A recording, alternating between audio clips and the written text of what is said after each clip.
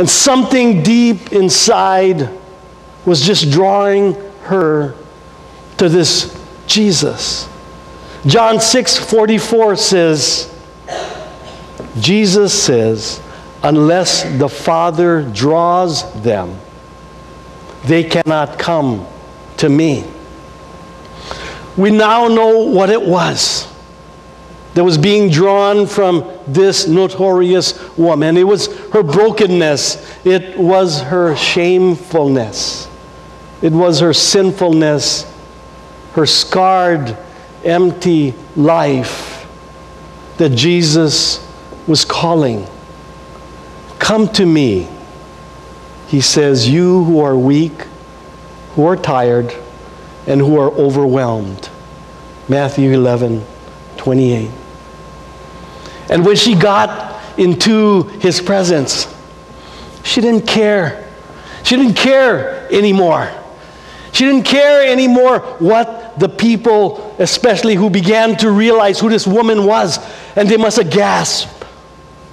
She was by him now, and what it says in the passage was that she knelt down. Jesus, you see, the table in which they had dinner, if you've ever been to any of those Mediterranean-type restaurants, and we used to have some in Honolulu, the tables were low, and you would kind of have to lean over there, and it was perfect for Japanese people. But you'd lean on the side, head over, and you'd eat, and your legs would be in back. And it says, she knelt down and she just wept and wept. It says she kept on weeping on his feet. And then my guess is she must have had a head covering that she pulled off.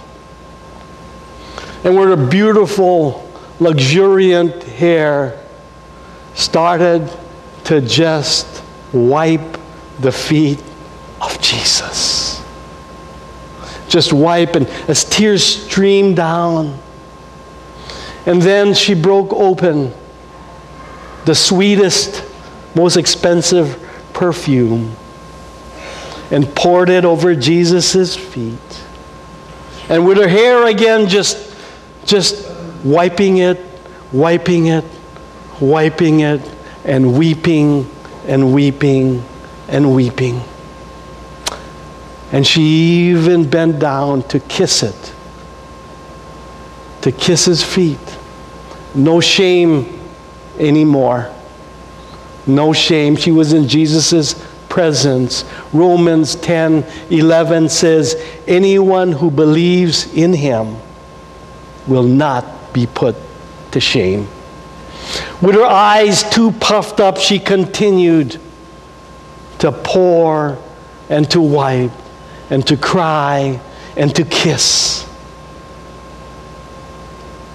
And with words that could not be uttered, because it only can come from a soul who groans from the depth of her heart, as Jesus was staring at her by now.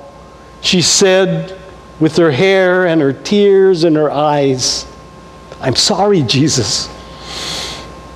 I am sorry.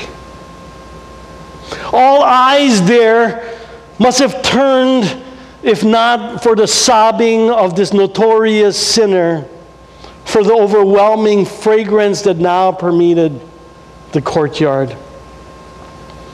And I imagine as Jesus looked at her with his eyes, experiencing the sweet, sweet fragrance of the perfume,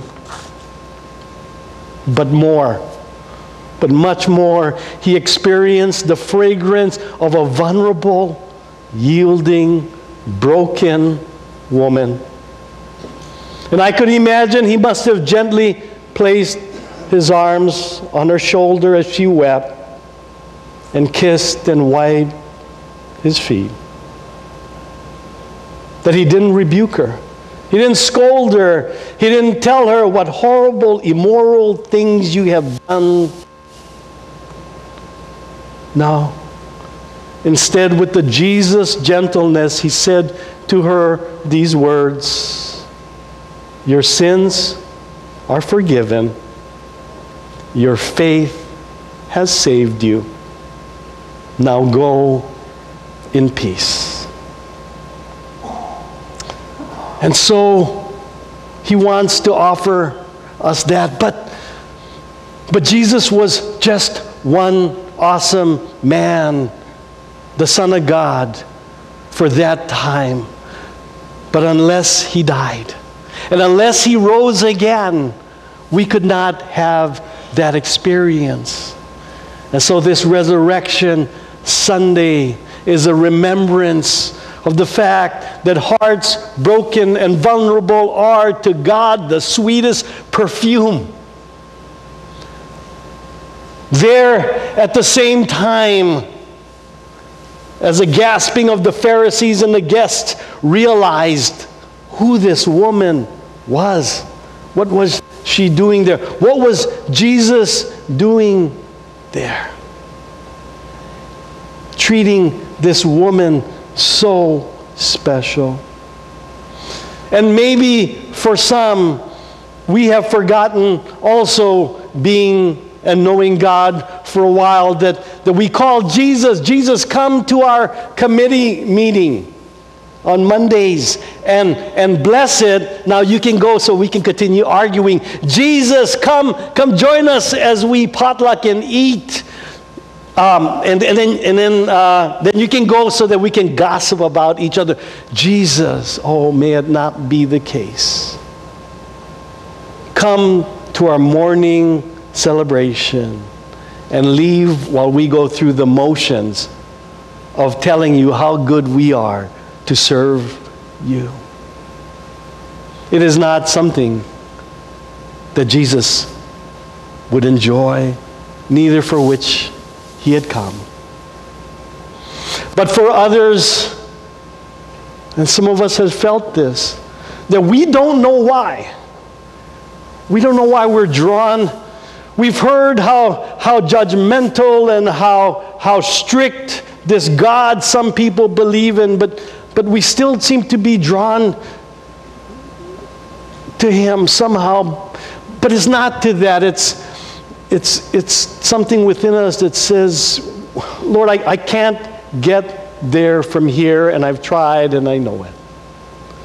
But you seem to be offering something greater.